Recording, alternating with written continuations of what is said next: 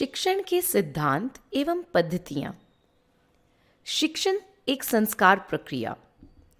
शिक्षण का तात्पर्य मनुष्य के ज्ञानात्मक, भावनात्मक एवं क्रियात्मक संस्कारों का समन्वय एवं विकास करना है तथा उसके व्यवहार में परिवर्तन अथवा परिमार्जन लाना है।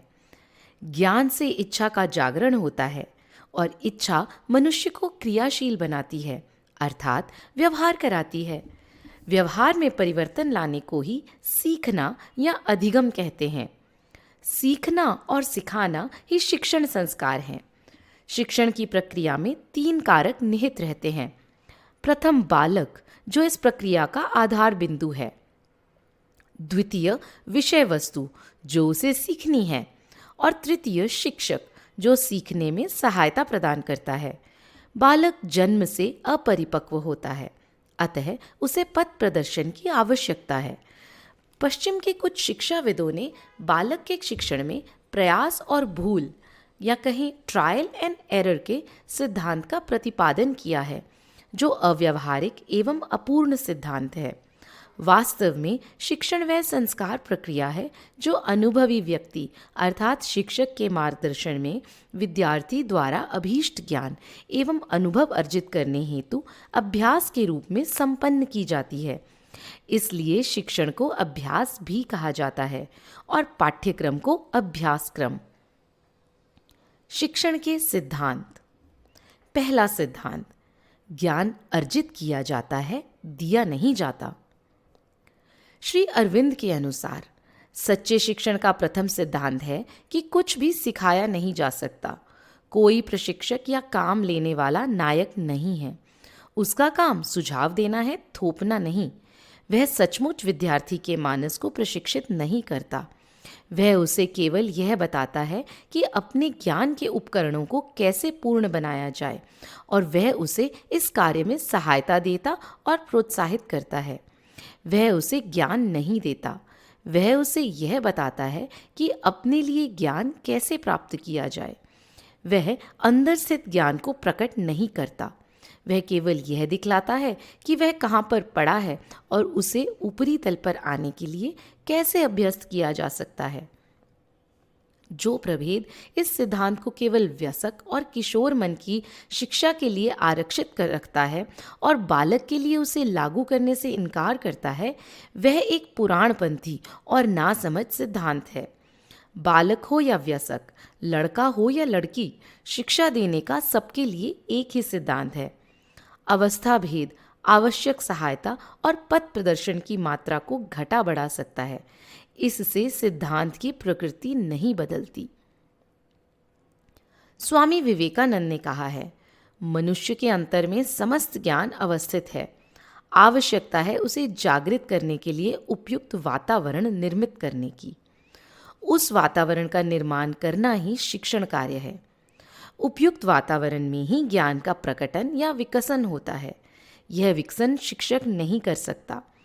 जिस प्रकार एक पौधा स्वयं बढ़ता है, हम उसे बढ़ा नहीं सकते, हम केवल उसे पानी या खाद दे सकते हैं।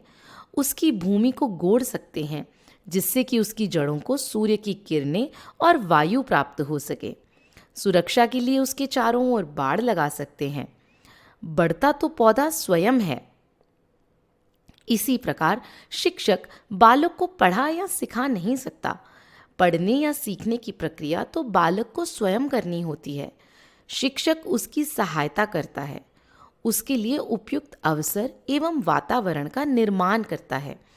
शिक्षक ऐसा मार्गदर्शक, सहायक और उससे बढ़कर अनुभवी मित्र होता है जिसकी ओर विद्यार्थी मार्ग न खोज पाने पर या किसी संकेत की आवश्यकता होने पर प्रसन्नता और विश्वास पूर्वक देखते हैं। शिक्षक की भूमिका आज्ञा देने वाले की अपेक्षा सलाहकार और प्रस्तोता की होनी चाहिए।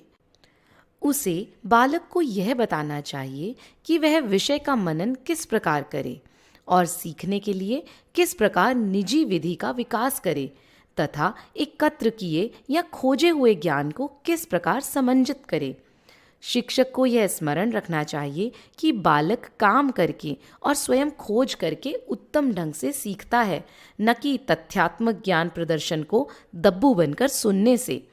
केवल इसी खोज की ओर प्रवृत्त करने वाली क्रियात्मक और सर्जनात्मक प्रक्रिया से ही बच्चे में रुचि उत्पन्न होती है, उसे आनंद मिलता है और उसका ध्यान तुरंत आकर्षित होता है। दूसरा, बालक की प्रकृति के अनुरूप स्वतंत्रता पूर्वक विकास। शिक्षण का दूसरा सिद्धांत यह है कि मन के विकास में स्वयं उसकी सलाह ली जाए। बच्चे को हथौड़ी मार मार कर माता पिता या अध्यापक के चाहे हुए रूप में गढ़ना एक अज्ञानपूर्ण और बर्बर अंधविश्वास है। विद्यार्थी को यह प्रेरणा देनी चाहिए कि वह अपनी प्रकृति के अनुसार अपना विकास करे। माता पिता के लिए इससे बड़ी भूल नहीं हो सकती कि वे पहले से निश्चित कर लें कि उनका बेटा अमुक गुण, अमुक क्षमताएं, विचार या विशेषताएं विकसित करेगा, या उसे पहले से ही निश्चित अमुक प्रकार की जीविका के लिए तैयार किया जाए। प्रकृति को इस बात के लिए बाध्य करना कि वह स्वधर्म छोड़ दे, उसे स्थायी क्षति पहुंचाना, उसके विकास को विकृत करना और उसकी पूर्णता को विरूप कर देना है। यह मानव आत्मा पर स्वार्थपूर्ण अत्याचार है, राष्ट्र पर एक आघात है, जिसके कारण वह मनुष्य के सर्वोत्तम कार्य के लाभ से वंचित हो जाता है और उसके बदले अपूर्ण, कृत्रिम, घटिया, औपचारिक और सामान्य वस्तु स्वीकार करने के लिए बाध्य होता है। प्रत्येक बालक में कुछ दिव्य अंश होता है, ऐसा जो उसका अपना होता है। भगवान स्वीकार करने या त्याग देने के लिए एक क्षेत्र देते हैं जिसमें वह पूर्णता और शक्ति पा सकता है। वह चाहे कितना भी छोटा क्यों ना हो, मुख्य काम है खोजना, विकसित करना और उसका उपयोग करना। शिक्षा का मुख्य उद्देश्य होना चाहिए अंतरात्मा की इस बात में सहायता करना कि वह अपने अंतर की अच्छी से अच्छी वस्तु को बाहर लाए और उसे किसी उदात्त उपयोग के लिए पूर्ण बनाए। तीसरा, पूर्व संस्कारों के आधार पर विकास का अगला चरण।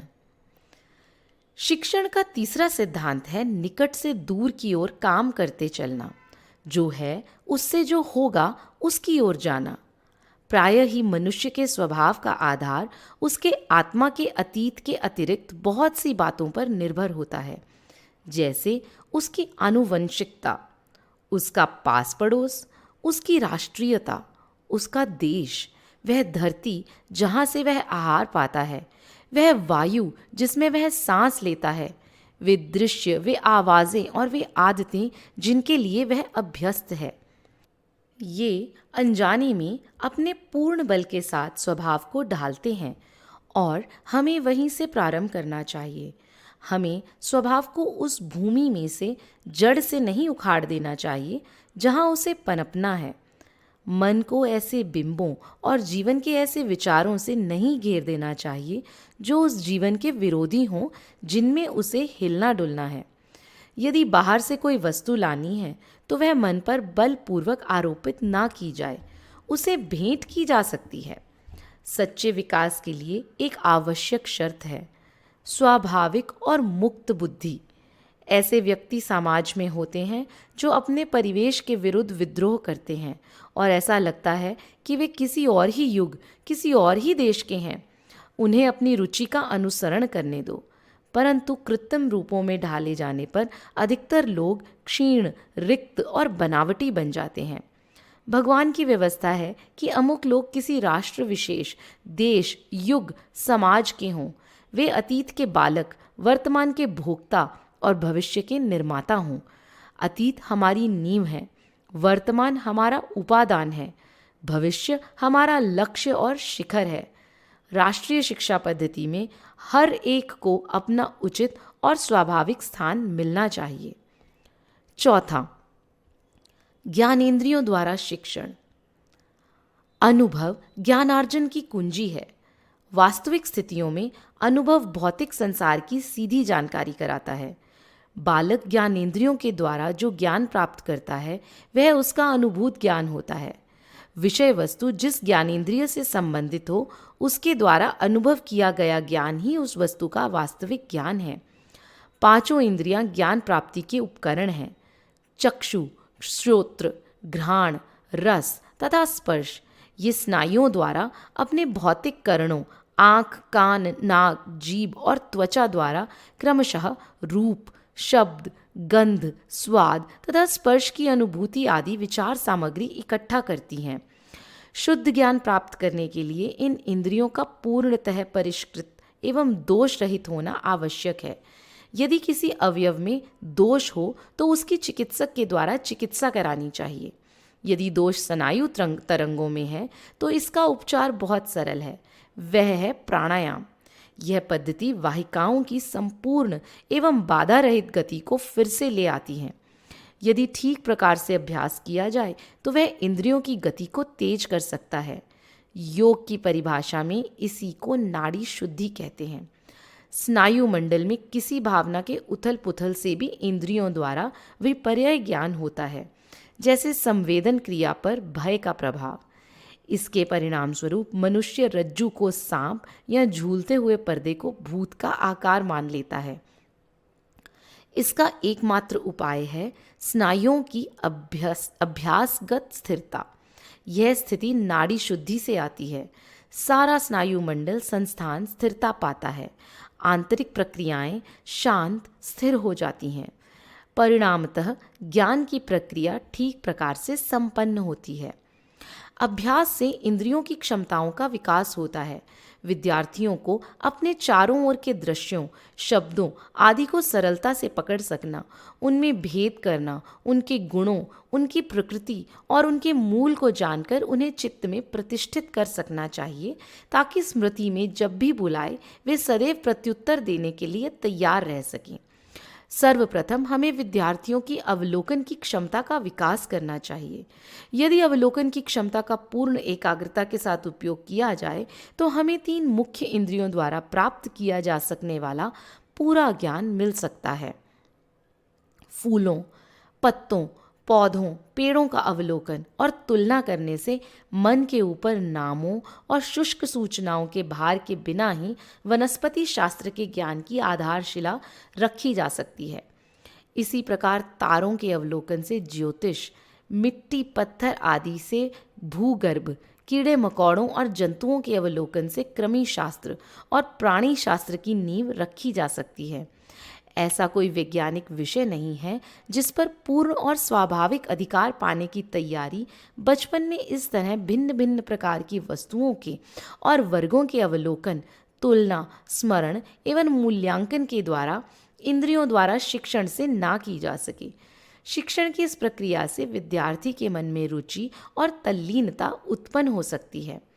एक बार रुचि पैदा हो जाए तो बालक अपनी खाली समय में पूरे उत्साह के साथ उसे आगे बढ़ाएगा और प्रत्येक कार्य कक्षा में ही करने की आवश्यकता नहीं रहेगी। 5वां, सच्चे शिक्षण के लिए मन का प्रशिक्षण एवं चित्त शुद्धि आवश्यक। भारतीय मनोविज्ञान में मन को छठी इंद्रिय माना गया है। मन का काम है वस्तुओं के बिंब को दृष्टि, श्रुति, घ्राण, स्वाद और स्पर्श के द्वारा प्राप्त करना और फिर उन्हें विचार संवेदनों में अनुदित करना। मन विचार का सीधा संस्कार भी बाहर और भीतर से लेता है। सीधे विचार संस्कार जो मन भीतर से लेता है वह मन की सूक्ष्म दृष्टि या अंतर्दृष्टि की क्षमता कहलाती है। मन इन विचार संस्कारों की सूचना बुद्धि को देता है। इन विचार संस्कारों को बुद्धि तक शुद्ध रूप में पहुंचने में बाधाएं आती हैं। पहली बाधा है स्नायविक भावुकता। यह प्राणायाम के अभ्यास से स्नायु मंडल की शुद्धि द्वारा दूर की जा सकती है। दूसरी बाधा स्वयं भाव ही आते हुए संस्कार को विकृत कर दे। प्रेम ऐसा कर सकता है, घृणा ऐसा कर सकती है। कोई भाव या कामना अपनी शक्ति और तीव्रता के अनुसार आते हुए संस्कार को विकृत कर सकती है। अगली बाधा है चित्त में बने हुए पहले के संबंधों और साहचर्य से आने हस्तक्षेप हस्तक्षेप। वस्तुओं को देखने की हमारी एक अभ्यासगत विधि है। हम हर नई अनुभूति को वैसा रूप और सादृश्य दे देते हैं जिसके हम अभ्यस्त हैं।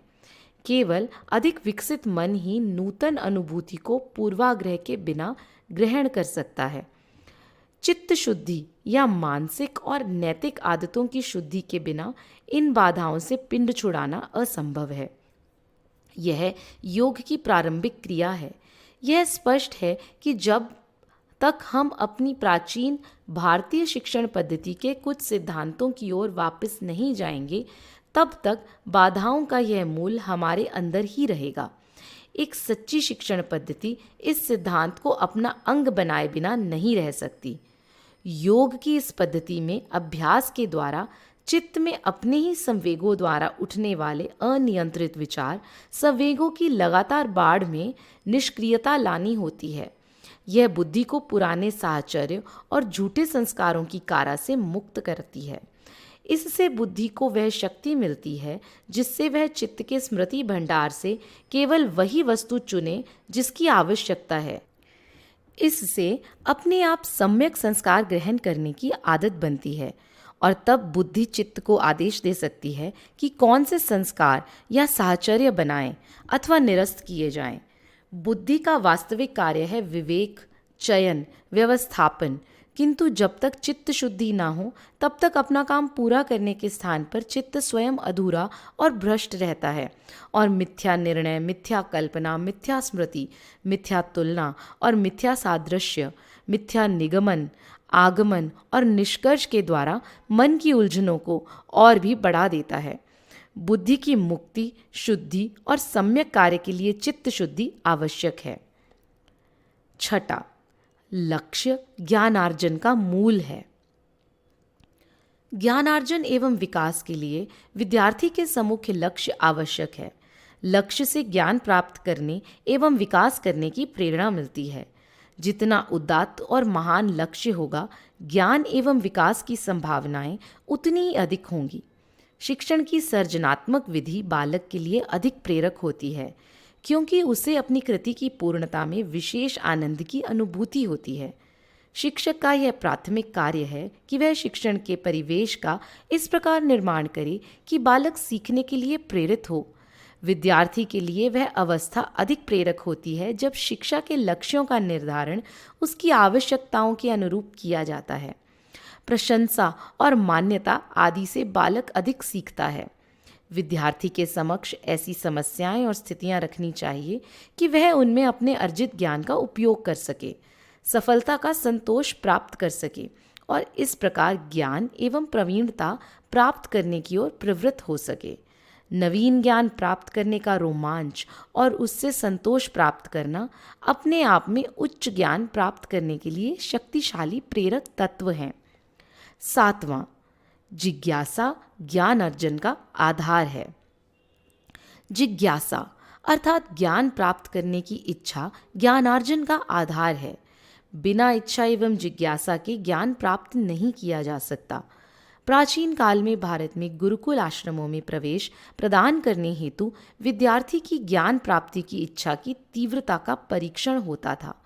यदि उसमें न्यूनता पाई जाती थी तो उसे प्रवेश हेतु समय देकर पुनः बुलाया जाता था। जिज्ञासु छात्र ही गुरु के पास ज्ञानार्जन के लिए जाते थे। ज्ञान पिपासा ही शिक्षण का आधार था। ज्ञान प्राप्त करने की इच्छा बालक के विकास के स्तर पर निर्भर रहती है। बच्चे के शारीरिक, बौद्धिक और भावनात्मक विकास का स्तर ऐसी परिस्थितियों का निर्माण करता है जो ज्ञान की सीमा भी बनता है और आधार भी। यदि बालक को उचित दिशा में अनुभव प्राप्त करने के लिए प्रेरित किया जाए तो वह बड़ों के अनुमान से कहीं अधिक ज्ञानार्जन की क्षमता रखता है। विद्यार्थी को उसके विकास के स्तर तथा रुचि के अनुरूप अनुभव प्राप्त कराने के लिए बुद्धिमत्तापूर्ण योजना निर्माण तथा उसकी रुचियों और क्षमताओं को समझने के लिए विशिष्ट दृष्टि की आवश्यकता है। आजकल विद्यार्थियों की बढ़ती हुई संख्या के संदर्भ में ज्ञानार्जन की इच्छा का महत्व और भी अधिक हो जाता है। बहुत से बच्चे ऐसे परिवारों से आते हैं जहां अभिभावक शिक्षित नहीं होते। उनके पास वह पृष्ठभूमि नहीं होती कि वे अध्ययन अध्यापन की प्रक्रिया में इच्छा और प्रेरणा से उस स्तर पर भाग ले सकें जिस स्तर पर शिक्षित परिवारों के बच्चे ले सकते हैं। इन विद्यार्थियों के लिए विशेष कक्षाओं का प्रबंध अनिवार्य है जहां रुचिपूर्ण शिक्षण विधि द्वारा उनमें ज्ञानार्जन की इच्छा जागृत की जा सके। आठवां, शिक्षण के सूत्र। ज्ञानार्जन प्रक्रिया के कुछ मूलभूत सिद्धांत हैं जिन्हें उचित दृष्टिकोण और विधि अपनाने के लिए शिक्षक को ध्यान में रखना चाहिए। आधुनिक शिक्षा शास्त्रियों ने भी इन पर बल दिया है। ये सूत्र रूप में निम्नांकित हैं। पहला, सरल से कठिन की ओर। दूसरा, ज्ञात से अज्ञात की ओर। तीसरा, स्थूल से सूक्ष्म की ओर। चौथा, विशेष से सामान्य की ओर। पांचवा, पूर्ण से अंश की ओर। छठा, विश्लेषण से संश्लेषण की ओर। सातवां, आगमन से निगमन की ओर। आठवां, मनोवैज्ञानिक से तर्क परक की ओर। शिक्षण पद्धति। शैक्षिक उद्देश्यों की प्राप्ति के लिए यह आवश्यक है कि व्यवस्थित शिक्षाक्रम तथा मनोवैज्ञानिक शिक्षण सिद्धांतों पर आधारित उपयुक्त शिक्षण पद्धति अपनाई जाए। शिक्षण पद्धति में अंतर पाठ्यवस्तु की प्रकृति एवं विद्यार्थी के स्तर पर निर्भर है। शिक्षण पद्धति शिक्षा दर्शन एवं सिद्धांतों के क्रियान्वयन का चरण है। यदि पद्धति उपयुक्त नहीं है तो समस्त सिद्धांत एवं आदर्श कोरे सिद्धांत और आदर्श बने रह जाते हैं। अतः यह आवश्यक है कि हम भारतीय शिक्षा सिद्धांतों, आदर्शों एवं शैक्षिक उद्देश्यों को साकार रूप देने वाली शिक्षण पद्धति को अपनाएं। इसके लिए प्राचीन भारत की शिक्षण पद्धति एवं आधुनिक पद्धतियों में समन्वय करना होगा। प्राचीन पद्धति को आज के नवीन परिवेश में उसी रूप में नहीं लाया जा सकता और न प्राचीन के नाम पर उसे त्याग कर नवीन को पूर्णतः अपनाया जा सकता है। इस संबंध में संस्कृत का निम्नलिखित सुभाषित प्रसिद्ध है। पुराण मित्येव न साधु सर्वम न चापि सर्वम नवमित्यवद्यम संतः परीक्षया नयत्तरद भजन्ते मूढ़ः पर प्रत्ययनेय बुद्धि ही। अर्थात प्राचीन सब श्रेष्ठ नहीं होता और न नवीन पूर्णतः निर्दोष। बुद्धिमान लोग परीक्षण करने के पश्चात स्वीकार करते हैं, परंतु मूर्ख लोगों की बुद्धि पराश्रित होती है। अतः शिक्षकों को इस दृष्टिकोण के साथ शिक्षण कार्य करना चाहिए तथा जिस प्रणाली में जो अच्छा हो उसे अवश्य ग्रहण करना चाहिए। इसी आशय से हम यहाँ प्राचीन भारतीय शिक्षण पद्धति एवं कुछ आधुनिक पद्धतियों का विवेचन करेंगे। प्राचीन भारत में प्रयुक्त कुछ आदर्श शिक्षण पद्धतियाँ। भारतीय शिक्षा के इतिहास के अनुशीलन से हमें विभिन्न प्रकार की शिक्षण पद्धतियों का परिचय मिलता है। औपनिषदिक शिक्षण पद्धति का स्वरूप निम्नलिखित श्लोक में भली प्रकार प्रकट होता है। श्रवणम तु गुरोः पूर्व मननम तदनंतरम निदिध्यासन मित्ये तत्पूर्ण बोधस्या कारणम।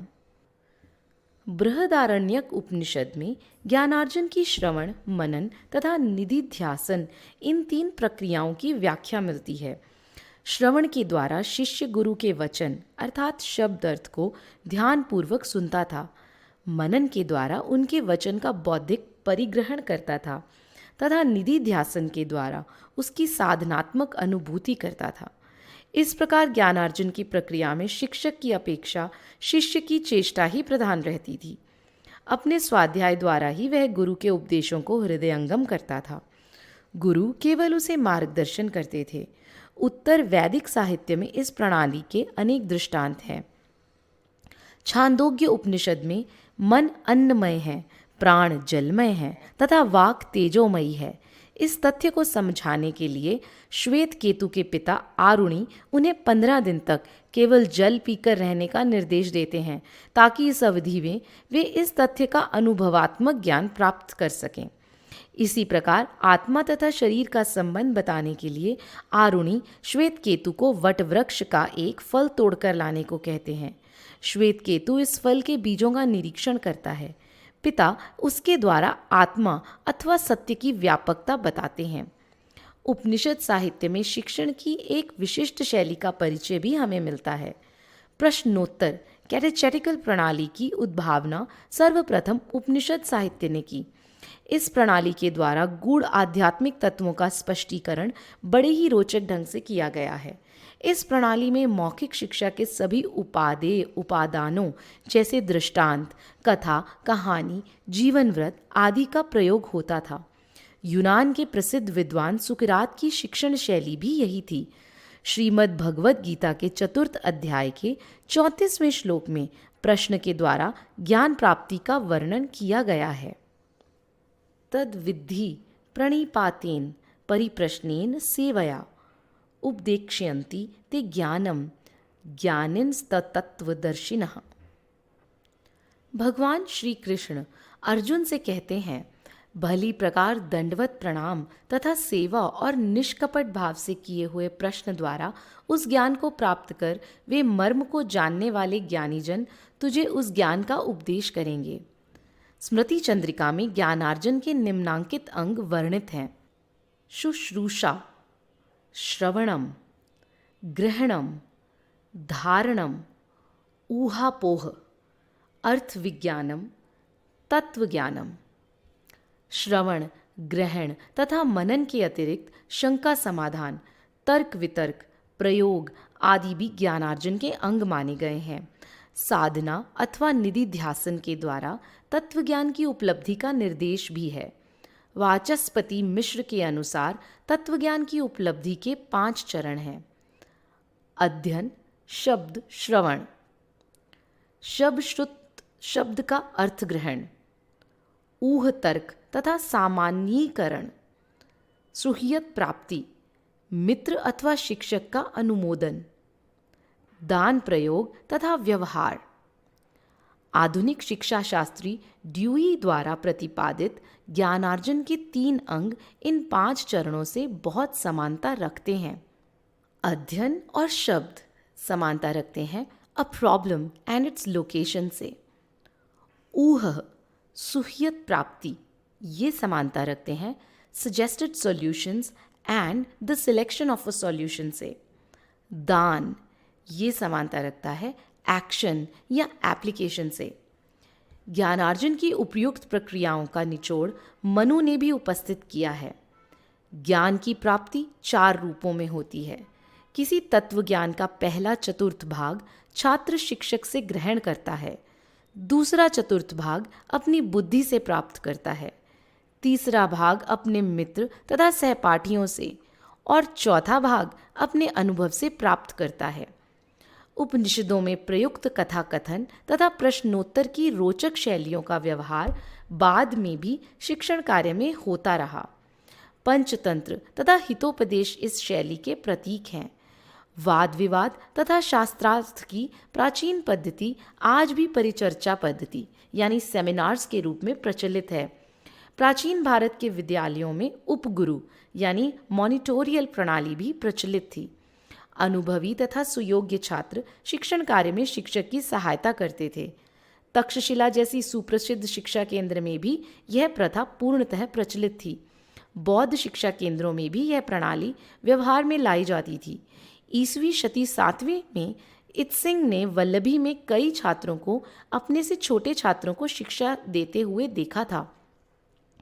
पुराने तथा अनुभवी छात्र शिक्षक के समान ही आदरणीय थे।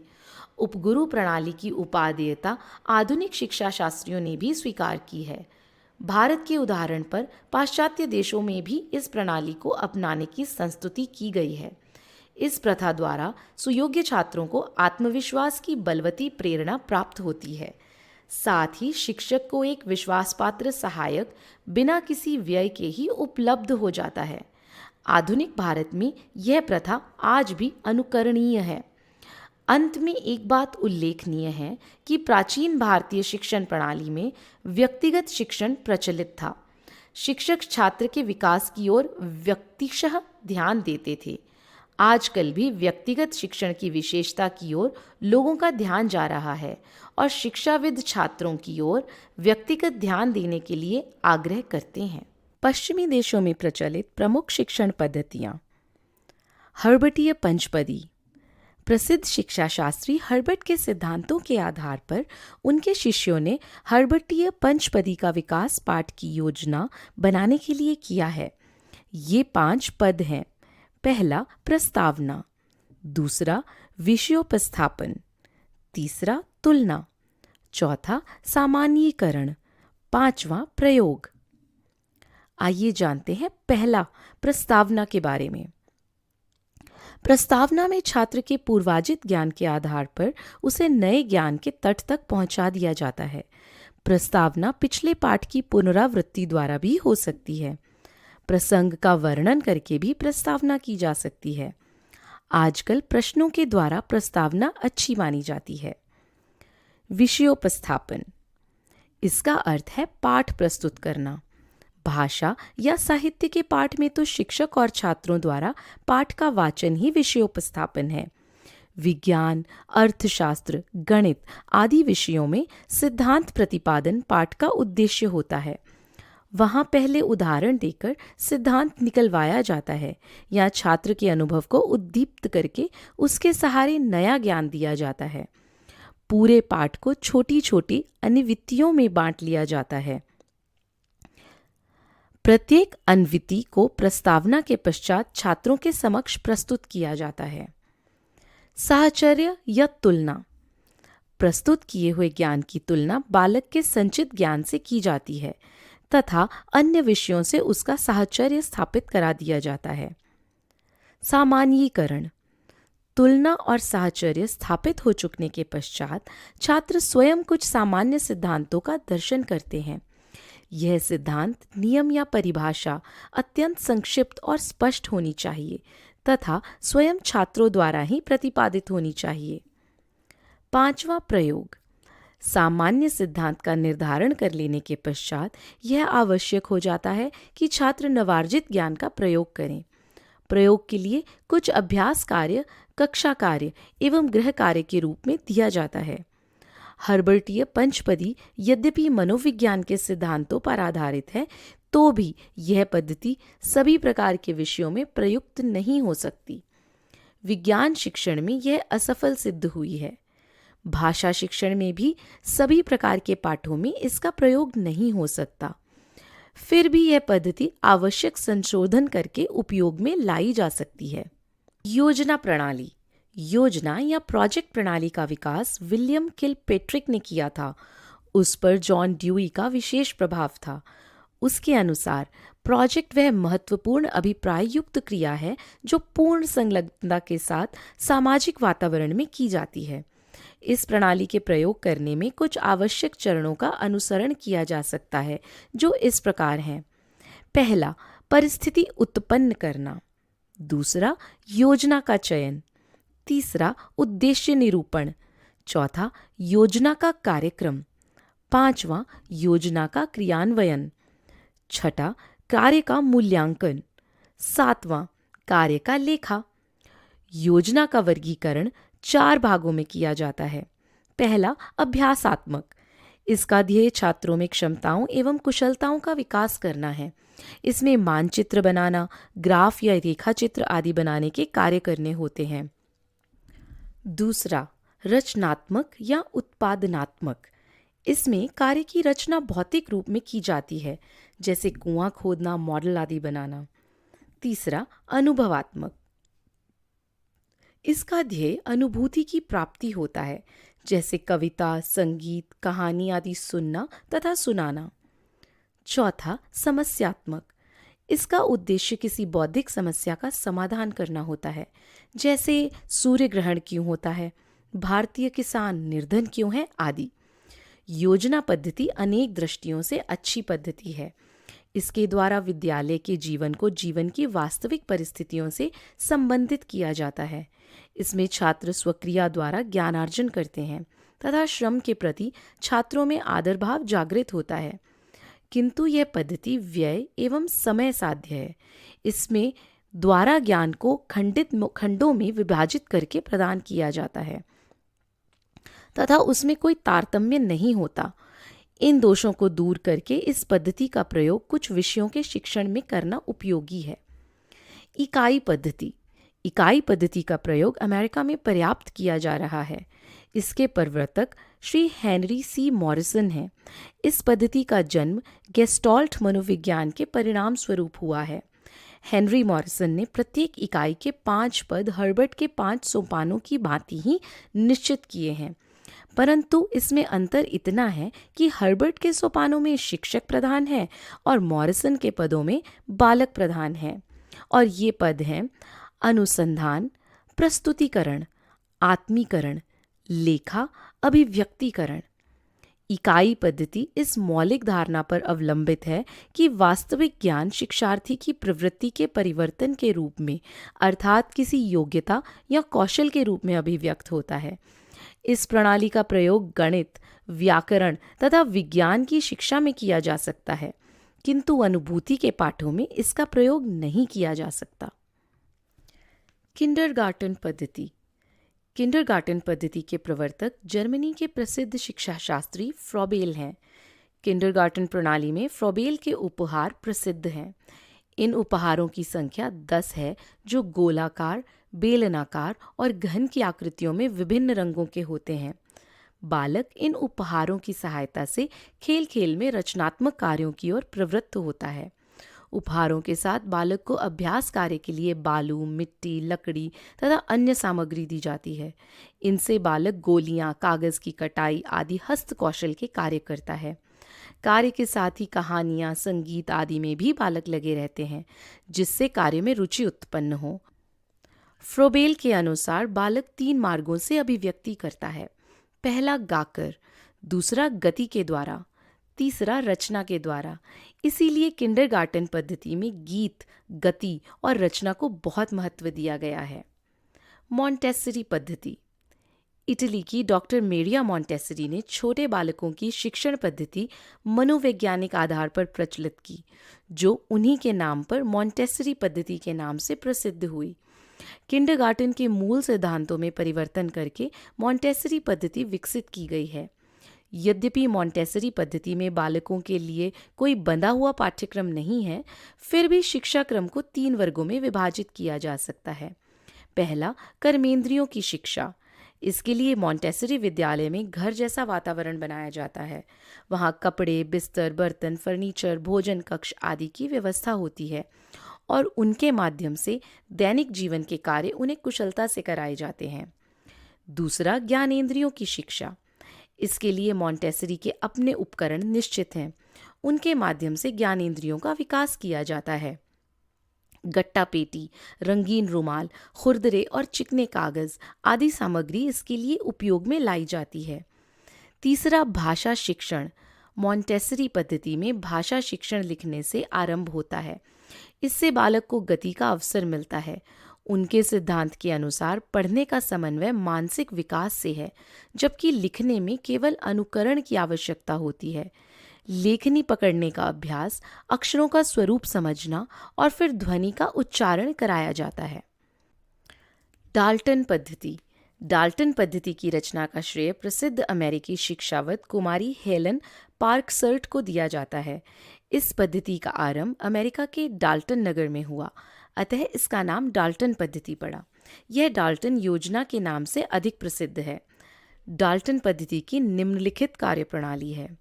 पहला, ठेका या कॉन्ट्रैक्ट।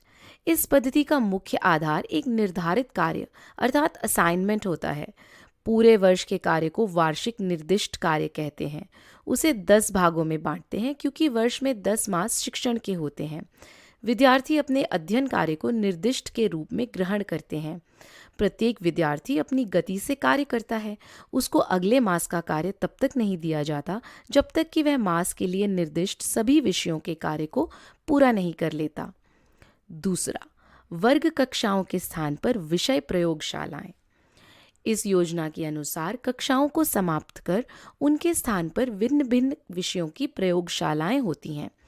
इन प्रयोगशालाओं में अपने अपने विषय के समस्त उपकरण, पुस्तकें, पत्र पत्रिकाएं, चित्र, मानचित्र, रेखाचित्र तथा मूर्तियां इत्यादि रखे रहते हैं।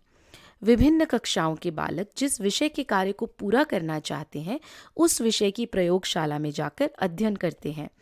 उन्हें पूरी स्वतंत्रता होती है कि वे किसी भी प्रयोगशाला में जाएं और जितना समय चाहें वहां अध्ययन करें। वहां समय विभाग चक्र नाम की कोई वस्तु नहीं होती और नकालांश बदलने के लिए घंटियां ही बजती हैं। तीसरा, वर्ग सम्मेलन। विद्यार्थियों को केवल अपने प्रयास पर ही नहीं छोड़ दिया जाता। वे सप्ताह में 2-3 बार विषय प्रयोगशालाओं में एकत्रित होते हैं और विषय अध्यापक के निर्देशन में समस्या पर सामूहिक रूप से चर्चाएं होती हैं। विद्यार्थी अपने अनुभव सुनाते हैं और आवश्यकता पड़ने पर अध्यापक व्याख्यान भी देते हैं। चौथा, प्रगति का लेखा। ग्राफ पेपर पर विद्यार्थियों की प्रगति का लेखा रखा जाता है। एक लेखा विद्यार्थी अपने पास रखता है जिससे उसे पता रहे कि कितना कार्य कर चुका है। दूसरा लेखा अध्यापक के पास प्रयोगशाला में रहता है। विद्यालय में विद्यार्थियों की उपस्थिति का लेखा भी रखा जाता है। अर्वाचीन भारत में प्रयुक्त शिक्षण पद्धतियाँ। बुनियादी शिक्षा पद्धति। महात्मा गांधी द्वारा प्रतिपादित वर्धा शिक्षा योजना बुनियादी शिक्षा या बेसिक शिक्षा के नाम से प्रसिद्ध है।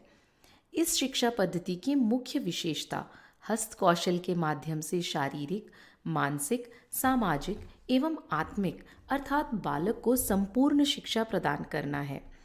बुनियादी शिक्षा में नीरस पुस्तकीय ज्ञान के स्थान पर मूल उद्योग के द्वारा उपयोगी और सरस शिक्षा दी जाती है। गांधी जी के शब्दों में मुख्य विचार शरीर, मस्तिष्क और आत्मा की संपूर्ण शिक्षा हस्त कौशल के द्वारा देने का है, जो कि बालक को सिखाया जाता है। आपको हस्त कौशल की समस्त प्रक्रिया सिखाते समय बालक में जो कुछ है उस सबको अभिव्यक्त करना है और आपके इतिहास, भूगोल तथा गणित के सब पाठ हस्त कौशल से संबंधित होंगे।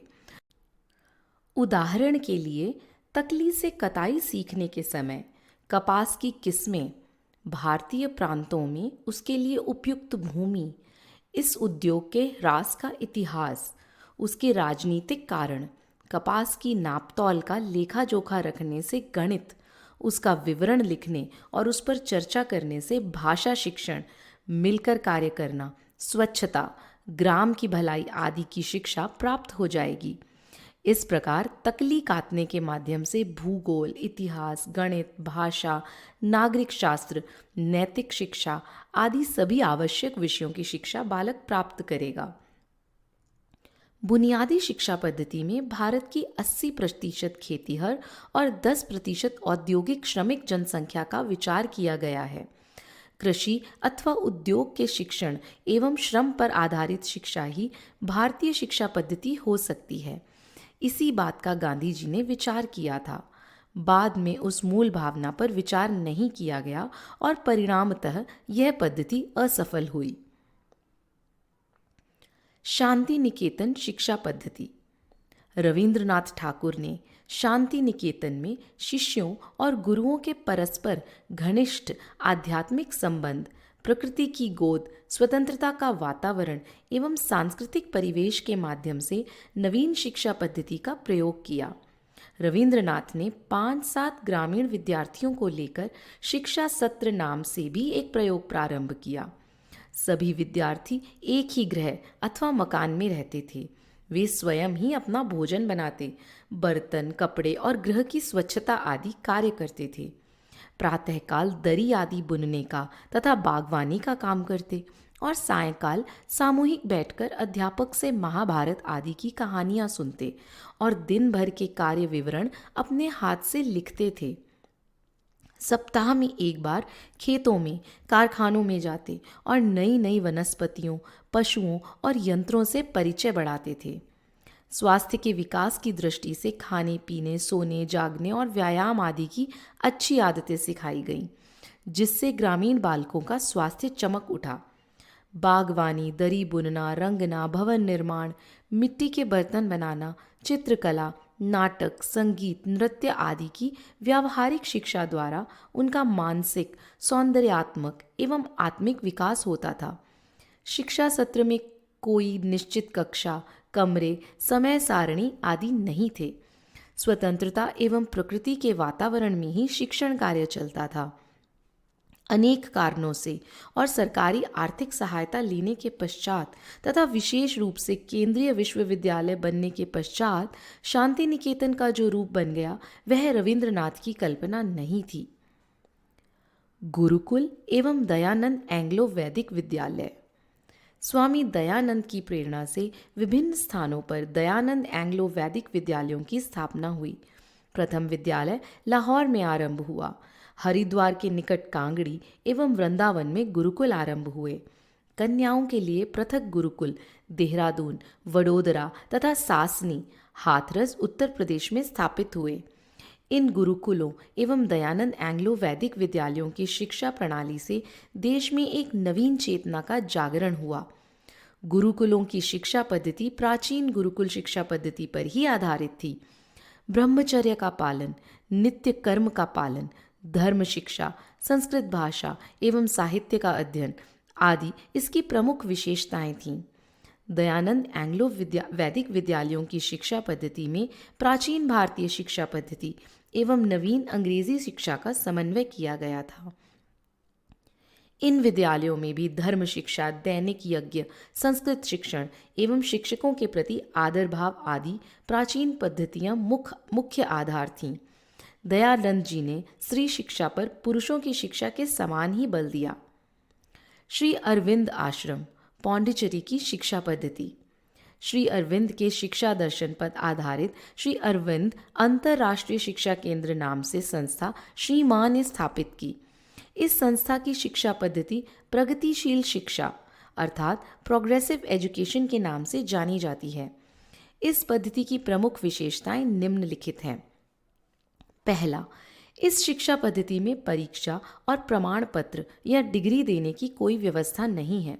श्री अरविंद आश्रम की शिक्षा का उद्देश्य नौकरी या व्यवसाय के लिए ऐसे बालक तैयार करना नहीं है जो उसके लिए आवश्यक डिग्री प्राप्त करने के लिए शिक्षा प्राप्त करते हैं। यहाँ ऐसे बालक ही शिक्षा प्राप्त करने आते हैं जिनके जीवन की प्रेरणा शारीरिक, प्राणिक, मानसिक, चैत्य एवं आध्यात्मिक विकास के द्वारा जीवन की पूर्णता प्राप्त करना है। दूसरा, यहाँ के छात्र 4-5 भाषाओं का व्यावहारिक ज्ञान प्राप्त कर लेते हैं। भाषा के शिक्षक कक्षा में और कक्षा के बाहर उसी भाषा में छात्रों से वार्ता करते हैं जिस भाषा के वे शिक्षक हैं। इस प्रकार विभिन्न भाषाओं का प्रयोग करने का सहज अवसर उन्हें प्राप्त होता है, जो भाषा शिक्षण की मूल पद्धति है। फ्रेंच, अंग्रेजी, हिंदी, संस्कृत, तमिल ये 5 भाषाएं यहाँ के प्रायः सभी बालक जानते हैं। तीसरा, शारीरिक विकास। शारीरिक विकास हेतु प्रतिदिन 4 घंटे छात्र खेल के मैदान में 2 घंटे प्रातः और 2 घंटे सायंकाल नित्य समय देते हैं। परिणामतः खेल और व्यायाम के दैनिक अभ्यास से इनका स्वास्थ्य सदैव चमकता रहता है। चौथा, आध्यात्मिक शिक्षा। आध्यात्मिक अभिप्सा जागृत कर वह ध्यान, योग के अभ्यास, संस्कारक्षम, भावपूर्ण प्रार्थना, सभा के दैनिक कार्यक्रम के माध्यम से प्रदान की जाती है। पांचवा, ललित कलाओं के माध्यम से प्राणिक विकास की व्यवस्था है। चित्रकला, मूर्तिकला, पेंटिंग, फोटोग्राफी, संस्कृत, नृत्य, नाट्यकला आदि विभिन्न कलाओं को छात्र अपनी रुचि के अनुसार सीखते हैं। छठा, श्री अरविंद आश्रम के विद्यालय में कक्षा की व्यवस्था नहीं है। वहाँ जिस विषय में जिस कक्षा के स्तर योग्य छात्र होता है उस विषय की उसी कक्षा में शिक्षण प्राप्त करता है। उदाहरणार्थ, एक ही छात्र गणित के विषय में कक्षा 8 में पढ़ता है, अंग्रेजी में 9 में, हिंदी विषय में कक्षा 7 में अध्ययन कर सकता है। इस प्रकार किसी एक विषय में पीछे रहने पर उसके अन्य विषयों के ज्ञानार्जन की प्रगति में बाधा नहीं पड़ती। सातवां, श्री अरविंद आश्रम में आश्रमवासी ही शिक्षक होते हैं जो अवैतनिक कार्य करते हैं। शिक्षकों की संख्या भी पर्याप्त है। 600 छात्र एवं 200 अध्यापक हैं। व्यय साध्य होने से यह अनुपात अन्यत्र व्यावहारिक नहीं है। आठवां, श्री अरविंद आश्रम शिक्षा केंद्र में स्वप्रेरणा से अध्ययन की प्रवृत्ति छात्रों में विकसित होती है। यदि एक वाक्य में इसकी विशेषता बतानी हो तो कहा जा सकता है कि अरविंद आश्रम में बालक पढ़ते हैं, अन्य विद्यालयों में पढ़ाए जाते हैं। संपूर्ण शिक्षा संस्थान के परिवेश में छात्रों की क्रियाशीलता स्पष्ट देखी जा सकती है। परिणामतः यहाँ के छात्र छात्राओं का शैक्षिक स्तर एवं जीवन का विकास पर्याप्त ऊंचा होता है। सरस्वती शिशु मंदिर शिक्षण पद्धति। सरस्वती शिशु मंदिर का आरंभ 1952 में उत्तर प्रदेश के गोरखपुर नगर में हुआ। सरस्वती शिशु मंदिर की अभिनव शिक्षण पद्धति ने अल्प अवधि में ही समाज में इतना आकर्षण एवं प्रभाव उत्पन्न कर दिया कि आज इस पद्धति पर चलने वाले हजारों शिशु मंदिर संपूर्ण भारत में हैं तथा देश के प्रत्येक प्रदेश में, जम्मू कश्मीर से लेकर केरल तमिलनाडु तक एवं मणिपुर असम से लेकर गुजरात काठियावाड़ तक सरस्वती शिशु मंदिरों का जाल बिछ गया है। बाल शिक्षा जगत में सरस्वती शिशु मंदिर शिक्षण पद्धति को प्रतिष्ठा प्राप्त है। इसकी प्रमुख विशेषताएं निम्नलिखित हैं। पहला, भारतीय संस्कृति एवं जीवनादर्शों के अनुरूप संस्कार पद्धति के माध्यम से शिशु का सर्वांगीण विकास करना शिशु मंदिर की शिक्षा पद्धति की प्रमुख विशेषता है। दूसरा, यहाँ के शिक्षक आचार्य कहलाते हैं। बालक आचार्य जी शब्द से ही अपने अध्यापकों को संबोधित करते हैं। आचार्य अर्थात जो अपने आचरण से बालकों को शिक्षा प्रदान करे। आचार्य भारतीय वेश धारण करते हैं, बच्चों के प्रति प्रेम एवं आत्मीयतापूर्ण व्यवहार करते हैं। परिणामतः बच्चों में भी अपने आचार्यों के प्रति आदर एवं प्रेम की भावना होती है। गुरु शिष्य की प्राचीन भारतीय परंपरा का आत्मीय रूप शिशु मंदिरों में दिखाई पड़ता है। तीसरा, भारतीय मनोविज्ञान के संस्कार सिद्धांत पर आधारित करके यहाँ के संपूर्ण शैक्षिक क्रियाकलापों की योजना की जाती है। शिशु मंदिर का वातावरण पूर्व संस्कारक्षम होता है। वातावरण स्वच्छता, व्यवस्थितता, पवित्रता एवं आत्मीयता से परिपूर्ण रहता है। इस वातावरण में बालक का मानसिक, सामाजिक, नैतिक एवं आध्यात्मिक विकास सहज संस्कारों के द्वारा होता है। चौथा, शिशु मंदिर के आचार्यगण विद्यालय में तो संस्कारक्षम वातावरण निर्मित करने का प्रयास करते ही हैं, परंतु साथ ही घरों और परिवारों में भी उसी प्रकार का संस्कारक्षम वातावरण बालकों को प्राप्त हो, इसके लिए प्रयास करते हैं। आचार्य घरों पर जाकर अभिभावकों से संपर्क स्थापित करते हैं, उनसे बालक के विकास की स्थिति के विषय में विचारों का आदान प्रदान करते हैं तथा घरों पर उनके विकास के लिए संस्कारक्षम वातावरण निर्मित करने के संबंध में परामर्श देते हैं। शिशु मंदिर में आचार्यों द्वारा अभिभावक संपर्क बालक के विकास में अत्यधिक प्रभावी कारक बनता है। समय समय पर मातृ सम्मेलन एवं अभिभावकों के सम्मेलन आयोजित किए जाते हैं। इन सम्मेलनों में भी उक्त विषयों पर परिचर्चाएं की जाती हैं। पांचवा, बालक अपने घरों से दोपहर का भोजन या अल्पाहार साथ में लाते हैं और शिशु मंदिर में दैनिक सामूहिक भोजन मंत्रों सहित करते हैं। जाति की भावना नष्ट होकर परस्पर प्रेम और समानता एवं एकता की भावना का हृदय में गहरा संस्कार करने का यह भोजन कार्यक्रम सबल साधन सिद्ध होता है। छठा, शिविरों के आयोजन शिशु मंदिर शिक्षण पद्धति के अभिन्न अंग हैं। प्रायः प्रतिवर्ष बच्चे 2-3 दिन के लिए घर से बाहर शिविर जीवन व्यतीत करते हैं। इसके द्वारा उनके अंदर क्रियाशीलता, स्वावलंबन, सामूहिकता आदि जीवन के गुणों का विकास सहज रूप से होता है। सातवां, छोटे छोटे बच्चों में योगासन एवं ध्यान के अभ्यास से एकाग्रता के गुण का विकास किया जाता है। अग्नि चक्र के भीतर से कूदना, रस्से पर संतुलन बनाकर चलना, बंदूक से लक्ष्य भेद, निशाना लगाना आदि विभिन्न कार्यक्रमों के माध्यम से साहस, वीरता, निर्भयता आदि गुणों का विकास किया जाता है। आठवां, शिक्षा ग्रहण करने के पश्चात शिशु मंदिर छोड़कर जाने वाले बालकों से भी स्थायी संपर्क बनाए रखने की इन विद्यालयों में व्यवस्था है। पत्र व्यवहार एवं पूर्व छात्र सम्मेलन आदि कार्यक्रमों के माध्यम से उनसे संपर्क बनाए रखकर उनके संस्कारों को सतत जागृत रखने के लिए प्रयास चलता रहता है। शिशु मंदिर से शिक्षित छात्रों के जीवन में भारतीय संस्कृति के प्रति श्रद्धा, देशभक्ति, प्रामाणिकता, शिष्टता, माता पिता एवं बड़ों के प्रति आदर भाव आदि नैतिक गुण स्पष्ट अनुभव किए जाते हैं। सरस्वती विद्या मंदिरों की अभिनव पंचपदी शिक्षण पद्धति।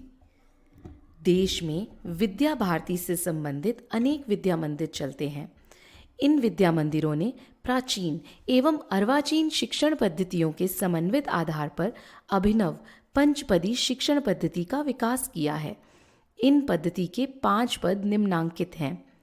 पहला अधीति, दूसरा बोध, तीसरा अभ्यास, चौथा प्रयोग, पांचवा प्रसार।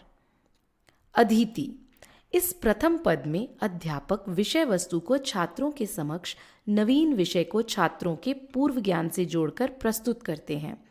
छात्र अपने अध्यापक के सहयोग से इस प्रस्तुत विषय वस्तु की जानकारी प्राप्त करते एवं उसका अध्ययन करते हैं। विषय की प्रकृति के अनुरूप पद्धति अपनाकर अर्थात अध्यापक के कथन को श्रवण कर प्रश्नोत्तर, वाचन, प्रयोग आदि के माध्यम से छात्र विषय वस्तु से संबंधित तथ्यों एवं सिद्धांतों की जानकारी प्राप्त करते हैं। दूसरा बोध, इस द्वितीय चरण में छात्र विषय वस्तु के मूल सिद्धांत या तत्व को समझने का प्रयास करते हैं। मनन, पुनरावृत्ति, प्रश्नोत्तर, कथा में स्वयं उसका पुनः अभ्यास अथवा प्रयोग करके बोध प्राप्त करते हैं। अध्यापक भी प्रश्न पूछकर अथवा निरीक्षण द्वारा यह जानने का प्रयास करते हैं कि छात्रों ने पाठ्य वस्तु के मूल तत्व को ग्रहण किया है अथवा नहीं तथा आवश्यकता के अनुसार उनकी सहायता करते हैं।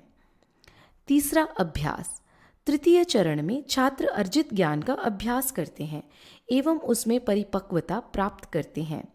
विभिन्न प्रकार से किए गए अभ्यास के द्वारा ही अर्जित ज्ञान चित्त में स्मृति संस्कार के रूप में स्थायी बनता है। अध्यापक इसी दृष्टि से छात्रों को गृह कार्य अथवा अभ्यास कार्य देते हैं। छात्रों द्वारा किए हुए अभ्यास कार्य का निरीक्षण अध्यापकों द्वारा किया जाना आवश्यक है, जिससे छात्रों की त्रुटियों या भूलों में सुधार किया जा सके। अभ्यास कार्य का रूप विविध रुचिपूर्ण एवं पूर्व नियोजित होना चाहिए। छात्रों को जब एक साथ अनेक विषयों का अभ्यास कार्य करना होता है तो वह उनके लिए भार बन जाता है तथा वे उसे निर्धारित अवधि में पूर्ण भी नहीं कर पाते। गृह कार्य पाठ्य वस्तु के मूल तत्व का बार बार तथा विभिन्न प्रकार से अभ्यास करने हेतु दिया जाता है। अतः इसमें विविधता आवश्यक है, जिससे छात्रों में अभ्यास कार्य के प्रति रुचि बनी रहे। अभ्यास कार्य इस प्रकार का हो जिससे छात्रों में विभिन्न प्रकार की कुशलताओं का भी विकास हो सके। चौथा प्रयोग, प्रत्येक ज्ञान जीवन व्यवहार में लाने के उद्देश्य से ही अर्जित किया जाता है। अनुभवजन्य ज्ञान ही वास्तविक ज्ञान होता है, अन्यथा वह केवल पुस्तकीय या शाब्दिक ज्ञान बनकर रह जाता है। इस सिद्धांत के अनुसार ही इस चतुर्थ पद में प्रत्येक पाठ्य वस्तु की एक ऐसी सहायक क्रिया छात्रों द्वारा की जाती है जिसमें उसके द्वारा अर्जित ज्ञान का प्रयोग किया जा सके। यह सहपाठ्य क्रिया विषयों की प्रकृति के अनुरूप अपनाई जाती है। भाषा एवं साहित्य के पाठ्य विषयों में अभिनय, अंत्याक्षरी एवं वाद विवाद प्रतियोगिता, इतिहास में प्राचीन स्थलों का अवलोकन, सिक्कों का संग्रह, सर्वेक्षण, मानचित्र रेखा चित्रों का अंकन, नागरिक शास्त्र में छात्र संसद, छात्र मंत्रिमंडल आदि का विद्यालय में संचालन करना, विज्ञान में मॉडल, चार्ट आदि का निर्माण करना, गणित में कक्ष, क्रीड़ा स्थल आदि का क्षेत्रफल ज्ञात करना इत्यादि सहपाठ्य क्रियाएं अर्जित ज्ञान को क्रियात्मक रूप देने हेतु अपनाई जाती हैं। अनुभव से ज्ञान प्राप्त करना या करके सीखना, लर्निंग बाय डूइंग अर्थात क्रिया आधारित शिक्षण ही इस चतुर्थ पद में निहित सिद्धांत है। प्रसार, विषय के अध्ययन, बोध, अभ्यास एवं प्रयोग द्वारा प्राप्त ज्ञान को आत्मसात कर उस ज्ञान का प्रसार अथवा विस्तार करना इस पद्धति का पंचम पद है।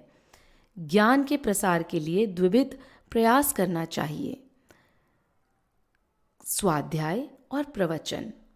स्वाध्याय, स्वेन अधीयते इति स्वाध्यायम, अर्थात अपने द्वारा जो अध्ययन किया जाए उसे ही स्वाध्याय कहते हैं। इस दृष्टि से इस पंचम पद में छात्रों से यह अपेक्षा की जाती है कि वे नवीन अर्जित ज्ञान के विस्तार हेतु उससे संबंधित पुस्तकों का अध्ययन करें। अध्यापकों से अपेक्षा है कि वे इस संबंध में छात्रों को सुझाव दें और उन्हें यह बताएं कि उनकी संबंधित विषय सामग्री किस पुस्तक या पत्र पत्रिका में उपलब्ध हो सकेगी। विद्यालय के पुस्तकालय में इस प्रकार की पुस्तकों एवं पत्र पत्रिकाओं की व्यवस्था वांछनीय है। स्वाध्याय से छात्रों के अर्जित ज्ञान का विस्तार होता है तथा तुलनात्मक अध्ययन से पाठ्य विषय के सभी पक्ष स्पष्ट होते हैं। इससे छात्रों में ज्ञानार्जन हेतु आवश्यक अनुसंधान वृत्ति का विकास भी होता है। स्वाध्याय का अर्थ स्व का अध्ययन भी है। इसका भावार्थ अर्जित ज्ञान का उपयोग स्व अर्थात आत्मा के विकास हेतु करना है। अध्यात्म की दृष्टि से तो वेदों अथवा धर्मशास्त्रों के अध्ययन एवं उसके अर्थ चिंतन को ही स्वाध्याय कहते हैं, परंतु यहाँ स्वाध्याय द्वारा अर्जित ज्ञान का विस्तार, उस ज्ञान को अपने विकास के लिए लागू करना तथा उसका उपयोग अपने राष्ट्र एवं मानव समाज की समस्याओं के समाधान और विकास में किस प्रकार किया जा सके, इसका अध्ययन एवं चिंतन करना है। प्रवचन। उपार्जित ज्ञान को प्रवचन द्वारा दूसरों को वितरित करने से ज्ञान एवं विद्या में वृद्धि होती है। यह शास्त्र सम्मत एवं अनुभवजन्य सिद्धांत है। साथ ही इससे स्वार्थपरता के स्थान पर परमार्थ के उदात्त भाव का भी विकास होता है, जो कि शिक्षा या ज्ञानार्जन का मूल उद्देश्य है। जो ज्ञान मैंने प्राप्त किया है उसको मैं दूसरों को प्रदान कर उनको लाभान्वित करूं, यह वृत्ति विद्यार्थियों में जागृत करने की आवश्यकता है। आजकल विद्यार्थियों में स्वार्थ वृत्ति एवं प्रतिस्पर्धा की भावना व्याप्त है। ज्ञान में मुझसे कोई दूसरा आगे न निकल जाए, मैं ही परीक्षा में प्रथम स्थान प्राप्त करूं, यह सामान्य वृत्ति पाई जाती है। इससे स्वार्थपरता, अहंकार एवं असामाजिकता विद्यार्थियों में पनपती है, जो सहज जीवन के विकास में बाधक है। अतः विद्या मंदिरों में इस प्रकार की व्यवस्था करनी चाहिए जिससे विद्यार्थियों को अपने पिछड़े साथियों को पढ़ाने का अवसर मिले। इससे पढ़ाने वाले छात्र का ज्ञान परिपक्व होगा और पिछड़े छात्रों को उनके बराबर आने का अवसर मिलेगा। प्राचीन भारत में यह पद्धति प्रचलित थी। इस प्रकार सरस्वती विद्या मंदिरों में अधीति, बोध, अभ्यास, प्रयोग एवं प्रसार, इन 5 पदों के माध्यम से छात्र सभी विषयों का ज्ञान प्राप्त करते हैं। पंचपदी शिक्षण पद्धति से छात्रों द्वारा अर्जित ज्ञान अनुभवजन्य, संपूर्ण एवं स्थायी होता है। पंचपदी शिक्षण पद्धति के आधार। लक्ष्य आधारित पाठ योजना। सफल शिक्षण के लिए यह आवश्यक है कि शिक्षक पाठ्य विषय को छात्रों के समक्ष प्रस्तुत करने से पूर्व उसकी तैयारी करें तथा उसकी पूर्ण योजना बनाएं। जो शिक्षक बिना पूर्व तैयारी के कक्षा में जाते हैं वे छात्रों के प्रति न्याय नहीं करते और न अपने कर्तव्यों का पूर्ण पालन ही करते हैं। पाठ योजना में शिक्षक को स्पष्ट लक्ष्य निर्धारित करने चाहिए। सरस्वती विद्या मंदिरों की अभिनव पंचपदी शिक्षण पद्धति के परिप्रेक्ष्य में निम्नांकित बिंदुओं में लक्ष्य निर्धारित करना उपयोगी होगा। पहला, ज्ञानात्मक विकास, डेवलपमेंट ऑफ नॉलेज। दूसरा, बोधात्मक विकास, डेवलपमेंट ऑफ अंडरस्टैंडिंग। तीसरा, कुशलताओं का विकास, डेवलपमेंट ऑफ स्किल्स। चौथा, ज्ञान का प्रयोग, एप्लीकेशन ऑफ नॉलेज। पांचवा, अभिवृत्ति का विकास, डेवलपमेंट ऑफ एटीट्यूड्स। ज्ञानात्मक विकास। ज्ञानात्मक विकास के अंतर्गत शिक्षक को पाठ योजना में यह स्पष्ट अंकित करना चाहिए कि प्रस्तुत विषय या पाठ के शिक्षण में कौन कौन से तथ्यों, घटनाओं एवं सूचनाओं की जानकारी छात्रों को होनी चाहिए। उदाहरणार्थ, नागरिक शास्त्र में यदि लोकतांत्रिक सरकार का स्वरूप विषय पढ़ाना है तो मतदाता, मतदान का अधिकार, राजनीतिक दल, प्रत्यक्ष अप्रत्यक्ष चुनाव, मूल अधिकार आदि विषयों की जानकारी छात्रों को देनी चाहिए। दूसरा, बोधात्मक विकास। छात्रों को पाठ्य विषय के कौन से मूल तत्वों एवं सिद्धांतों का बोध होना चाहिए, यह पाठ योजना में स्पष्ट करना चाहिए। लोकतांत्रिक सरकार के स्वरूप में छात्रों को यह बोध होना चाहिए कि लोकतांत्रिक सरकार में सर्वोच्च सत्ता जनता में निहित होती है तथा जनता के चुने हुए प्रतिनिधियों द्वारा सरकार चलाई जाती है और लोकतांत्रिक शासन प्रणाली में बहुमत से सभी निर्णय लिए जाते हैं। तीसरा, कुशलताओं का विकास।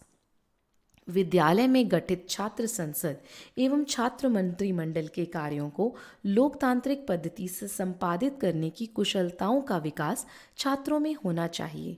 विद्यालय में छात्रों के हित में कार्य करने एवं जनमत को समझने की क्षमता का विकास भी आवश्यक है।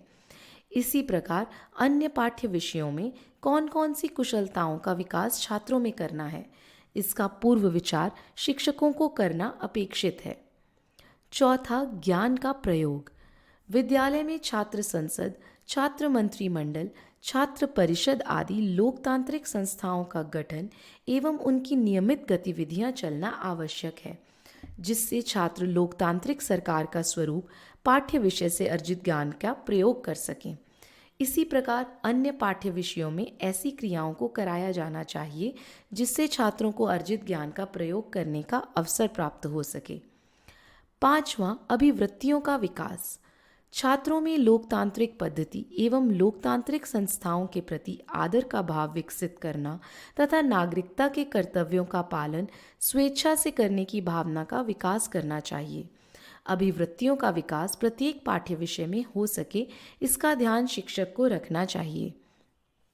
जिस प्रकार लोकतांत्रिक सरकार का स्वरूप पाठ्य विषय का ज्ञानात्मक विकास, बोधात्मक विकास, कुशलताओं का विकास, ज्ञान का प्रयोग एवं अभिवृत्ति का विकास उदाहरण स्वरूप यहाँ प्रस्तुत किया गया है, इसी प्रकार पाठ योजना बनाते समय शिक्षक को इन उद्देश्यों को स्पष्ट करके लिखना और शिक्षण उसके अनुरूप करना चाहिए।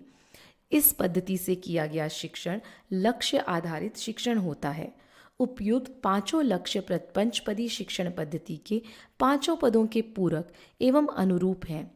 ज्ञानात्मक विकास में अधीति, बोधात्मक में बोध पद, कुशलताओं के विकास में अभ्यास पद एवं ज्ञान के प्रयोग में सहपाठ्य क्रिया तथा अभिवृत्ति के विकास का प्रसार पद पूरक है। वर्ग कक्ष के स्थान पर विषय कक्ष।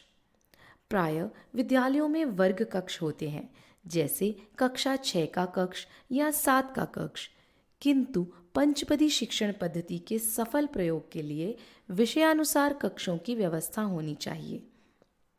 यदि विद्या मंदिर प्रारंभिक अवस्था में है और उसमें केवल 3 वर्ग ही हैं और विद्या मंदिर भवन में भी 3 शिक्षण कक्ष हैं, तो भी सर्वप्रथम विज्ञान कक्ष, पुस्तकालय एवं वाचनालय कक्ष और योग कक्ष का रूप उन कक्षों को देना चाहिए। विज्ञान कक्ष में फर्नीचर की व्यवस्था इस प्रकार की जाए जिससे छात्र प्रयोग एवं अध्ययन दोनों कार्य उसमें कर सकें। पुस्तकालय एवं वाचनालय में भी एक कक्षा के समय सभी छात्रों के बैठने की व्यवस्था हो, जिससे उस कक्ष में अन्य विषयों का शिक्षण कार्य भी हो सके।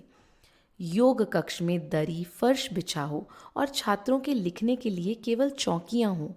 आवश्यकता अनुसार उन चौकियों को हटाया अथवा लगाया जा सकता है तथा इस योग कक्ष में आसन, प्राणायाम, ध्यान आदि के अभ्यास के अतिरिक्त अन्य विषयों का शिक्षण भी हो सकता है। कहने का तात्पर्य यह है कि विषयानुसार कक्षों की व्यवस्था करने के लिए उतने ही कक्षों से कार्य चलाया जा सकता है। आवश्यकता है योजकता की एवं मूल शैक्षिक विषयों के चयन करने की। विषय कक्ष में संबंधित आचार्य बैठेंगे। उपकरण, शिक्षण सहायक सामग्री, विषय पुस्तकाएं आदि सभी वहां उपलब्ध होंगे। छात्र वेला के अनुसार विषय कक्षों में अध्ययन हेतु आवागमन करेंगे। विद्या मंदिरों में यह व्यवस्था सफल सिद्ध हुई है। शिक्षण प्रारंभ करने से पूर्व ध्यान एवं ओंकार ध्वनि। सरस्वती विद्या मंदिरों में योग आधारित शिक्षण की चर्चा होती है। इसके लिए यथासंभव प्रयास भी चलता है तथा योगाधारित शिक्षण पद्धति धीरे धीरे विकसित हो रही है। इसके लिए सर्वप्रथम प्रत्येक विद्या मंदिर में एक योग कक्ष की व्यवस्था होना आवश्यक है, जिसमें छात्रों को नियमित आसन, प्राणायाम एवं ध्यान का अभ्यास कराया जा सके तथा उसमें सैद्धांतिक पक्ष का अध्ययन भी हो। साथ ही यह अभ्यास कराया जाए कि प्रत्येक वेला या पीरियड में शिक्षण कार्य 1 मिनट के ध्यान अथवा मौन एवं ओंकार की ध्वनि से प्रारंभ किया जाए। यह वैज्ञानिक रूप से सिद्ध है कि एक वेला में अध्ययन किए गए विषय के पश्चात द्वितीय विषय आरंभ करने से पूर्व मस्तिष्क को अवकाश एवं शांति की आवश्यकता है। तभी छात्र द्वारा अर्जित ज्ञान उसकी स्मृति का अंग बन सकता है। ध्यान एवं ओंकार ध्वनि से मस्तिष्क शांत एवं एकाग्र होता है एवं उसकी ग्रहण शक्ति में वृद्धि होती है। अनेक विद्या मंदिरों में यह पद्धति अपनाई जाती है और उसका परिणाम शिक्षण में एवं छात्रों की उपलब्धि पर अच्छा हुआ है। यह पद्धति हमारे शिक्षण कार्य का अंग बननी चाहिए। अनेक पाश्चात्य देशों में भी इसको अपनाया जाता है। शिक्षण प्रविधि या कहीं शिक्षण तकनीकी। विज्ञान और प्रौद्योगिकी की प्रगति ने मानव जीवन के प्रत्येक पक्ष को प्रभावित किया है। शिक्षा के क्षेत्र में radio, tape recorder, video tape, film, close circuit television, computer, शिक्षण यंत्र आदि का प्रवेश भी वैज्ञानिक एवं प्रौद्योगिक आविष्कारों का स्वाभाविक परिणाम है। इन उपकरणों के उपयोग और शिक्षा एवं मनोविज्ञान के सम्मिलित प्रभाव से ही शैक्षिक प्रविधि या शैक्षिक तकनीक के नाम से नवीन शिक्षण विधि का जन्म हुआ है। इस नवीन शैक्षिक तकनीक का व्यवहार अमेरिका, इंग्लैंड, रूस आदि संपन्न देशों के विद्यालयों में सामान्य हो गया है। भारत के शिक्षाविद इन देशों की शैक्षिक अध्ययन यात्राओं से वापस आने पर अपने देश में भी उस तकनीक को अपनाने का सुझाव देते रहे हैं। राष्ट्रीय शैक्षिक अनुसंधान एवं प्रशिक्षण परिषद में तो शैक्षिक तकनीकी के नाम से एक विभाग भी है तथा कंप्यूटर एवं क्लोज सर्किट टेलीविज़न आदि के माध्यम से कुछ विद्यालयों में शिक्षण कार्य भी चल पड़ा है। जिस देश में 70% जनसंख्या निरक्षर है तथा जहां लाखों विद्यालयों में छात्रों के बैठने के लिए न टाट पट्टी है और न सर पर छाया के लिए विद्यालय की छत है, दृश्य श्रव्य सहायक सामग्री के नाम पर श्याम पट्ट और खड़ियाँ भी जहां अधिकांश विद्यालयों में उपलब्ध नहीं है, ऐसे देश के विद्यालयों में शैक्षिक तकनीक के आधुनिक उपकरणों को अपनाने की बात हास्यास्पद प्रतीत होती है। दिल्ली, मुंबई आदि महानगरों के उन विद्यालयों में जहां संपन्न परिवारों के बालक शिक्षा प्राप्त करते हैं, यह योजना भले ही कार्यान्वित हो जाए, किंतु भारत की 82% ग्रामीण जनता को अभी इसके लिए पर्याप्त प्रतीक्षा करनी होगी। शैक्षिक प्रविधि के आर्थिक पक्ष के अतिरिक्त दूसरा पक्ष भी विचारणीय है, मानवीय संबंधों का। आधुनिक शैक्षिक तकनीक द्वारा शिक्षण का यंत्रीकरण करने की प्रक्रिया पाश्चात्य देशों में प्रगति कर रही है। वहाँ शिक्षकों का स्थान दूरदर्शन, संगणक, कंप्यूटर आदि उपकरण ग्रहण कर रहे हैं। शिक्षक छात्र संबंधों की मानवीय अंतः प्रक्रिया समाप्त हो रही है। इसी का परिणाम है कि उन देशों में आधुनिक शिक्षण तकनीक के माध्यम से ऐसे व्यक्तियों का निर्माण हो रहा है जो बुद्धि से प्रखर परंतु हृदय से शून्य होते हैं। भारतीय संदर्भ में हमें इस बात की सावधानी रखनी होगी कि आधुनिक विज्ञान एवं प्रौद्योगिकी या टेक्नोलॉजी को अपनाने के नाम पर हम पश्चिम का अंधानुकरण ना करें। इसमें आपत्ति नहीं कि ज्ञान के विकास के लिए हम विज्ञान और प्रौद्योगिकी की सहायता लें, किंतु यदि विकास के नाम पर विज्ञान और तकनीक हमारे जीवन के आधार बन गए तो डॉक्टर राधाकृष्णन के शब्दों में राक्षस राज्य की स्थिति उत्पन्न हो जाएगी। शिक्षण प्रक्रिया में शिक्षक का स्थान महत्वपूर्ण एवं सर्वोपरि है।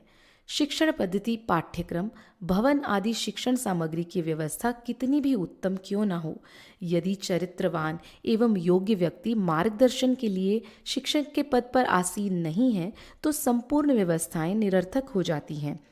शिक्षक यदि योग्य रहा तो वह भौतिक साधनों के अभाव में भी विद्यार्थियों को उत्तम शिक्षा प्रदान कर सकता है।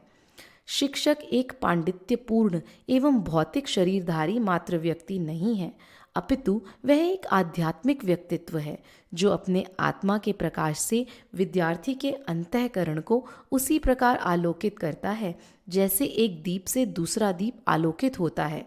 भारतीय शैक्षिक चिंतन में शिक्षक का पद महान एवं सर्वोपरि माना गया है। आधुनिक शिक्षण तकनीक शिक्षक के कार्य में सहायक बन सकती है और शिक्षण की प्रक्रिया को प्रभावी बना सकती है, किंतु शिक्षक का स्थान नहीं ले सकती। अपने देश की विशाल जनसंख्या के लोक शिक्षण के कार्य को अनौपचारिक रीति से शैक्षिक प्रविधि की सहायता से कम खर्चे में प्रभावी बनाया जा सकता है। आज हम आधुनिक शैक्षिक तकनीक की उपेक्षा नहीं कर सकते। केवल आवश्यकता इस बात की है कि शैक्षिक तकनीक को इस प्रकार रूपांतरित कर दें कि वह हमारी संस्कृति की पोषक एवं परिवेश के अनुकूल बनकर देश की आवश्यकताओं की पूर्ति कर सके।